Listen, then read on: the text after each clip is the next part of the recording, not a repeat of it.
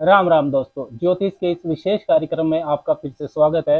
इस वीडियो में हम बात करेंगे कि आने वाली 3 नवंबर 2023 से 29 नवंबर के बीच में जो 28 दिन है उसमें शुक्रदेव अपनी नीच राशि कन्या राशि में संचरण करेंगे।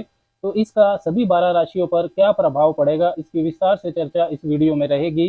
3 नवंबर 2023 को सुबह सुबह 5:12 पर शुक्रदेव शत्रु राशि सिंह राशि से निकलकर अपनी मित्र राशि कन्या राशि में प्रवेश करेंगे। लेकिन यही मित्र राशि कन्या ही शुक्र के लिए नीच राशि भी कहलाती है। शुक्रदेव नेचुरल बेनिफिक हैं, नैसर्गिक शुभ ग्रह हैं। जहां पर भी कुंडली में शुक्र ग्रह का प्रभाव होता है वहां के फलों में सौम्यता आ जाती है। धन संपदा, ऐश्वर्य, वैभव, वाहन, सुख सुविधा के साधन, गहने जवाहरात, वेल्थ, सौंदर्य, आकर्षण, कला और रचनात्मकता, सिनेमा, ग्लैमर, फैशन, डांस, भोग विलास, प्रेम संबंध, वैवाहिक जीवन, इन सभी का जो कारकत्व है वो शुक्र के पास होता है। आपकी जो रिलेशनशिप मेकिंग एबिलिटीज हैं, चीजों व रिश्तों को जोड़ना, इसकी योग्यता, ये भी शुक्र के कारकत्व में ही आती है। इस फेस्टिवल सीजन में दिवाली के आसपास शुक्र का नीच होना सभी की जिंदगी को गहराई से प्रभावित करेगा। विशेषकर जो बिजनेस कम्युनिटी है, व्यापारी वर्ग के लिए ये गोचर काफी विशेष है। शुक्र नीच राशि में जा रहे हैं, मतलब कन्या राशि उनकी नीच राशि कहलाती है। तो इसमें वो कैसा फल देंगे, इसको समझने के लिए आपको कन्या राशि के गुणों को भी समझना होगा। बुध ग्रह की काफी लॉजिकल राशि होती है ये कन्या राशि। चीजों, हर चीज में प्रैक्टिकल होना, कैलकुलेटेड रहना, ये कन्या राशि का गुण होता है। वाद विवाद, लिटिगेशन, रोगों से डील करना, चीजों का विश्लेषण करना, एनालिटिकल स्किल्स, ऑर्गेनाइज करना, चीजों को अपने हिसाब से डिस्ट्रीब्यूट करना, ये सारी क्वालिटीज जो हैं कन्या राशि में होती है। काल पुरुष का जन्मांक नेचुरल जोड़िएक जो कि मेष लगन का होता है, उसमें कन्या राशि छठे भाव में आती है। तो छठे भाव के गुण भी कन्या राशि में होते हैं। रोजमर्रा का जो आपका संघर्ष है, डेली रूटीन का स्ट्रगल, उसका सामना करने की बौद्धिक क्षमता कन्या राशि देती है। कन्या राशि के इन्हीं गुणों के कारण शुक्र का जो रिश्ते बनाने की योग्यता वाला पार्ट है वो काफी प्रैक्टिकल हो जाता है जब शुक्र कन्या राशि में होते हैं। प्रेम संबंध, वैवाहिक जीवन, मतलब जो निजी रिश्तों का मामला है उसमें शुक्र का फल भावनात्मक रूप से इमोशनली कमजोर हो जाता है। संबंधों के अंदर प्रैक्टिकल एलिमेंट, कैलकुलेशंस आ जाते हैं। इसलिए निजी जीवन, रिश्तों के लिए शुक्र नीच राशि में परेशानी उत्पन्न कर सकते हैं। लेकिन जहां तक व्यापारिक मामले का सवाल है, शुक्र क्योंकि तुला राशि के भी स्वामी होते हैं, वृष राशि के भी स्वामी है और तुला राशि के भी स्वामी है। तुला राशि काल पुरुष के जन्मांक में सप्तम भाव में आती है, तो ये व्यापारिक गुणों को लिए हुए भी होती है, व्यापार को भी रिप्रेजेंट करती है। इसलिए शुक्र का भी व्यापारिक भूमिका जो मामला होता है उसमें काफी महत्वपूर्ण भूमिका होती है।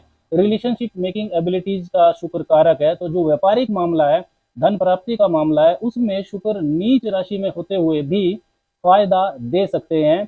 इस तथ्य का आपको ध्यान रखना है। साथ ही आपकी राशि के अनुसार वो किन भावों के स्वामी बनते हैं, किस भाव में वो संचरण कर रहे हैं, ये भी महत्वपूर्ण है। और जो ये गोचर फल है जिसकी अभी हम बात करेंगे, ये जनरलाइज्ड होता है, ये किसी व्यक्ति विशेष के लिए नहीं है। इसको देखकर आप अपने व्यवहार को उसके अनुसार ढाल सकते हैं।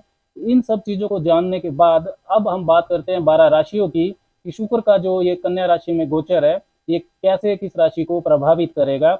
जन्म की राशि, चंद्र की राशि पर जो होती है उस पर यह वीडियो आधारित है। आप इसको लगन की राशि से भी देख सकते हैं। राशि या लगन की राशि आपको नहीं पता है तो आप नाम की राशि से भी इस वीडियो को देख सकते हैं। सबसे पहले बात करते हैं मेष राशि की। तो दूसरे और सातवें भाव के स्वामी बनते हैं शुक्रदेव आपके लिए, और ये छठे भाव में उनका गोचर हो रहा है नीच राशि में, कन्या राशि में। तो जो रिलेशनशिप्स हैं, प्रेम संबंध है, वैवाहिक जीवन है, इसमें बाहरी लोगों की जो दखलंदाजी है वो बढ़ेगी। एक्स्ट्रा मैरिटल अफेयर्स का शुरू हो जाना, प्रेम संबंध में किसी तीसरे का आ जाना, ये सारी चीजें हो सकती हैं। स्वास्थ्य के लिए भी ये परेशानी आपको देगा। डायबिटीज, थायराइड, गले के रोग, ब्लड प्रेशर, ये अगर आपको पहले से इस तरह की स्वास्थ्य समस्या है तो आपको ध्यान देना पड़ेगा। साथ ही शुक्रदेव यहाँ पर खर्चे भी आपके बढ़ाएंगे।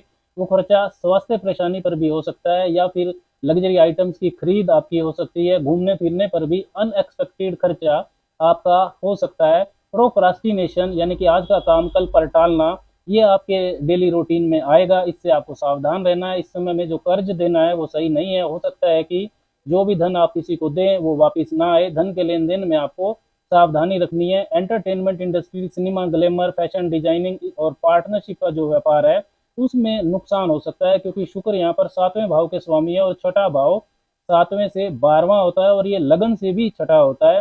तो इसका आपको ध्यान रखना है। लेकिन जो इम्पोर्ट एक्सपोर्ट का काम करते हैं, विदेशी चीज़ों के व्यापार में हैं या फैमिली बिजनेस से जुड़े हुए हैं, उन कानून के क्षेत्र से जुड़े हुए हैं और इसके साथ ही चिकित्सा के क्षेत्र से यदि आप जुड़े हुए हैं तो शुक्र जो है वो मेष राशि वालों को लाभ भी दे सकते हैं। आप बात करते हैं वृष राशि वालों की।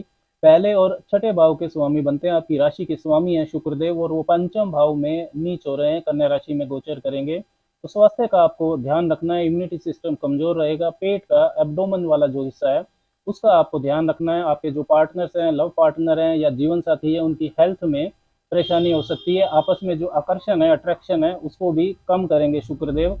जो भी वृषभ राशि की जो महिलाएं प्रेग्नेंट हैं उनको गर्भस्थ शिशु का विशेष तौर पर ध्यान रखना है। कंसीविंग के लिए या आईवीएफ जैसे ट्रीटमेंट के लिए ये समय परेशानी वाला हो सकता है। Entertainment industry, cinema, fashion, luxury items का काम यदि आप करते हैं तो आपको फायदा हो सकता है। शुक्रदेव की उच्च की दृष्टि आपके लाभ भाव पर रहेगी। शिक्षा प्राप्ति कर रहे छात्रों का मन कम लगेगा इस समय पढ़ाई में। एंटरटेनमेंट, आर्ट एंड क्रिएटिविटी या फाइनेंस से संबंधित सब्जेक्ट है आपका, इन्हीं में आप शिक्षा प्राप्त कर रहे हैं तो समय अच्छा है। मिथुन वालों की बात करें तो पंचम और द्वादश, पांचवें और 12वें भाव के स्वामी बनते हैं शुक्रदेव और चतुर्थ भाव में ये नीच हो रहे हैं। तो पारिवारिक रिश्तों में, प्रेम प्यार में, वैवाहिक जीवन में जो परेशानी आ सकती है आपको, उससे मानसिक तनाव आपको होने वाला है। Entertainment industry, fashion, designing, cinema, jewellery, सोने रतन का जो काम है, डिजाइनिंग किसी भी तरह की हो, उसमें आपको नुकसान हो सकता है।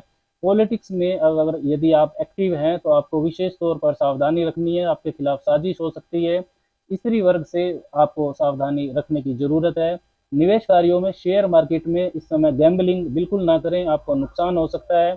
वाहन मकान पर आपके खर्चे हो सकते हैं, मतलब आप इनकी खरीद करते हैं तो आपको लाभ हो सकता है। रियल एस्टेट से जुड़े लोगों को भी लाभ मिलेगा। अब बात करते हैं कर्क राशि वालों के लिए। चतुर्थ और लाभ भाव यानी कि सुख और लाभ भाव, चौथे और 11वें भाव के स्वामी बनते हैं शुक्रदेव। तीसरे भाव में वो कन्या राशि में गोचर करेंगे। तो आपकी जो मेहनत है, जिस पर प्रोजेक्ट पर भी आप मेहनत कर रहे हैं, जिस योजना पर आप काम कर रहे हैं, वो डिस्टर्ब होगी। प्रमोशन आपको कोई यदि मिलनी थी, कोई रिकॉग्निशन मिलनी थी तो वो रुक सकती है। रियल एस्टेट प्रॉपर्टी से संबंधित कोई आपकी डीलिंग है तो उसमें नुकसान हो सकता है, वहाँ सावधानी रखें। स्वास्थ्य के लिए भी अच्छा नहीं है। प्रोक्रास्टिनेशन, आज का काम कल पर टालना, ये टेंडेंसी आपकी बढ़ेगी। छोटे भाई बहनों और निजी जीवन में परेशानी होगी। माता का स्वास्थ्य भी खराब हो सकता है। दवा के क्षेत्र यानी कि मेडिसिन का यदि आप काम करते हैं, कानून के क्षेत्र से जुड़े हैं या प्रकाशन पब्लिकेशन का आपका काम है, एडवर्टाइजमेंट का काम है, तो उसमें आपको लाभ हो सकता है। सिंह राशि वालों के लिए देखें तो तीसरे और दसम भाव के स्वामी बनते हैं शुक्रदेव, आपके कर्म क्षेत्र के मालिक हैं और दूसरे भाव में वो नीच हो रहे हैं। तो आर्थिक नुकसान, धन हानि आपको हो सकती है। धन के लेन देन में आपको सावधानी रखनी है। ज्वेलरी, रतन, गोल्ड इस तरीके का यदि कोई काम करते हैं तो उसमें आपको नुकसान हो सकता है। पारिवारिक रिश्ते आपके बिगड़ सकते हैं। वाणी का आपको विशेष तौर पर ध्यान रखना है। वसीयत का मामला हो, जीवन साथी का धन यानी जॉइंट एसेट का मामला हो, उसमें आपको लाभ हो सकता है। फीमेल यूज की आइटम्स का आप व्यापार करते हैं, कॉस्मेटिक्स का, परफ्यूम्स का, वेडिंग का, फोटोग्राफी, वेडिंग प्लानर्स वगैरह जो आप करते हैं, तो इन चीज़ों में आपको लाभ हो सकता है। धन प्राप्ति का कोई शॉर्टकट भी आपको मिल सकता है, लेकिन उसका चुनाव बड़ी सावधानी से करें।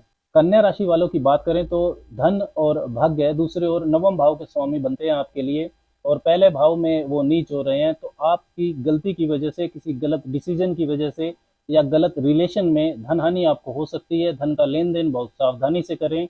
निजी रिश्तों में पार्टनर आपको सपोर्ट करेगा, चाहे लव लाइफ हो या वैवाहिक जीवन हो, लेकिन मतभेद फिर भी होंगे, आपके अंदर असंतुष्टि की भावना रहेगी। व्यापार में आपको लाभ हो सकता है। फीमेल आइटम्स का, डिजाइनिंग आइटम्स का, लग्जरी आइटम्स का यदि आप काम करते हैं तो उसमें लाभ के अवसर बनेंगे, लेकिन व्यापारिक साझेदारी के लिए शुक्र का ये गोचर अच्छा नहीं है, उसमें मतभेद से आपको बचना है। तुला राशि वालों की बात करें तो आपकी राशि के स्वामी है, साथ ही अष्टमेश भी हैं और 12वें भाव में वो नीच हो रहे हैं। तो स्वास्थ्य आपका कमजोर रहेगा, इम्यूनिटी सिस्टम आपका कमजोर रहने वाला है। लेकिन 8वें भाव के स्वामी होकर नीच हो रहे हैं, तो यदि आपको कोई पुरानी बीमारी है, कोई क्रोनिक डिजीज है, तो उसमें अचानक से आपको राहत मिल सकती है। विदेशी व्यापार यानी कि इंपोर्ट एक्सपोर्ट का यदि आपका काम है तो उसमें आपको फायदा हो सकता है। वसीयत का मामला भी आपका सुलझ सकता है, उसमें भी फायदा हो सकता है। घूमने फिरने पर, लग्जरी पर आपका खर्चा काफ़ी रहेगा। अपोजिट सेक्स से आपको सावधान रहना है। एक्स्ट्रा मैरिटल अफेयर, गलत रिश्तों की वजह से परेशानी हो सकती है।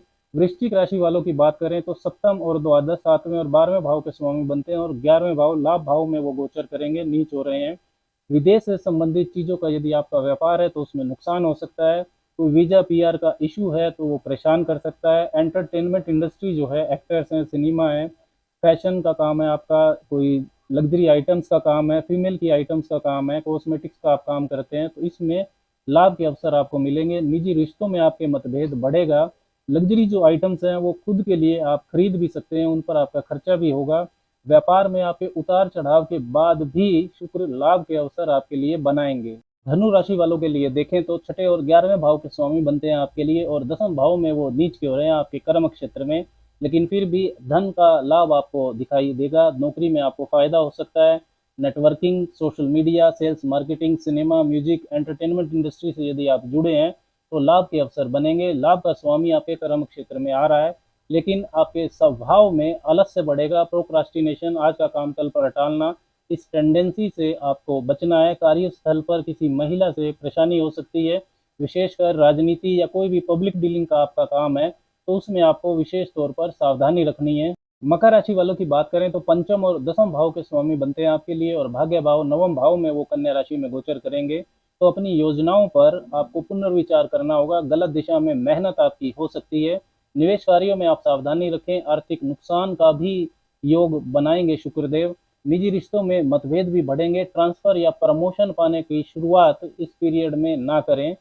कुंभ वालों की बात करें तो चतुर्थ और नवम भाव के स्वामी बनते हैं शुक्रदेव, और अष्टम भाव में वो गोचर करेंगे, नीच हो रहे हैं अष्टम भाव में। तो रिश्तों की परेशानी होगी, आपका शोषण हो सकता है सेक्सुअली और इमोशनली। एक्स्ट्रा मैरिटल अफेयर में है तो आपको विशेष तौर पर सावधानी रखनी है। नया गुप्त संबंध भी इस पीरियड में आपका शुरू हो सकता है। एंटरटेनमेंट इंडस्ट्री में, प्रॉपर्टी, इन मामलों में और वसीयत के मामलों में भी आपको लाभ हो सकता है। माता के स्वास्थ्य का और जीवन साथी के स्वास्थ्य का भी आपको ध्यान रखना होगा। मीन राशि वालों के लिए देखें तो तीसरे और आठवें भाव के स्वामी बनते हैं, फंक्शनल बेनिफिक होते हैं आपके लिए, और वो सातवें भाव में नीच हो रहे हैं। तो निजी रिश्तों में मतभेद आपके बढ़ेंगे, चाहे वो प्रेम का मामला हो या वैवाहिक जीवन का मामला हो या व्यापारिक साझेदारियों का मामला हो। व्यापारिक साझेदारी में नुकसान के योग बनते हैं। आर्थिक चुनौतियां आपके लिए बढ़ेंगी। स्वास्थ्य में भी आपको परेशानी हो सकती है। तो दोस्तों, ये जाना हमने कि 12 राशियों पर शुक्रदेव का क्या प्रभाव रहेगा जब वो नीच राशि में गोचर करेंगे। इसके लिए कुछ विशेष उपाय यदि आप करना चाहते हैं तो माता लक्ष्मी की आप उपासना करें, उन्हें लाल फूल अर्पण करें, श्री सूक्त का पाठ आपको करना चाहिए, कपूर से उनकी आरती करें, और साथ ही में शुक्रवार के दिन दही का दान आप निर्धन को कर सकते हैं या मंदिर में कर सकते हैं। राम राम।